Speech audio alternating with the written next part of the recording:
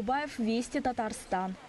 Певица Жасмин сегодня прилетела в Казань. Правда, не для концерта, а чтобы самой стать зрительницей. Она наставница команды Казани в проекте нашего телеканала «Битва хоров».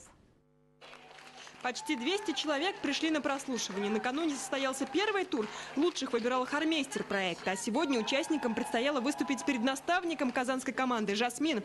Конкурсанты выстраивались в очередь, чтобы поприветствовать певицу. У меня потрясающая республика досталась. Татарстан. Город Казань. Боже мой, я просто счастлива, готова прыгать.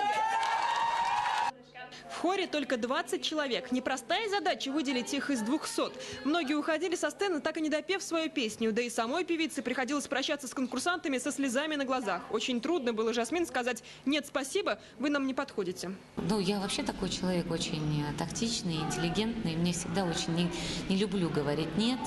Но, как говорится, это моя работа.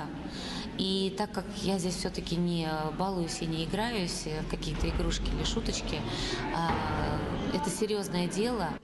Среди участников есть и такие, что просто мимо проходили. Есть и те, кто выступал в «Битве хоров» в прошлом сезоне и в этом году снова не прочь. Есть и те, кто из проекта хотят извлечь личную выгоду. И это колоссальный опыт, который мы можем получить. Мы с ним учимся вместе в училище музыкальном. И как бы, будущие педагоги по вокалу. И для нас это очень большой опыт.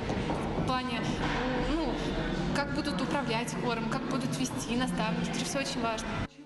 Всего в проекте участвуют 8 городов. С каждой командой вокалом будет заниматься наставник. У Казани это Жасмин, а хореографии Пол Домейн, что с больших танцев. Для того, чтобы каждую неделю делать новое шоу, которое в прямом эфире оценят телезрители. Дарья Турцева, Ленар Хабибуллин, Вести, Татарстан.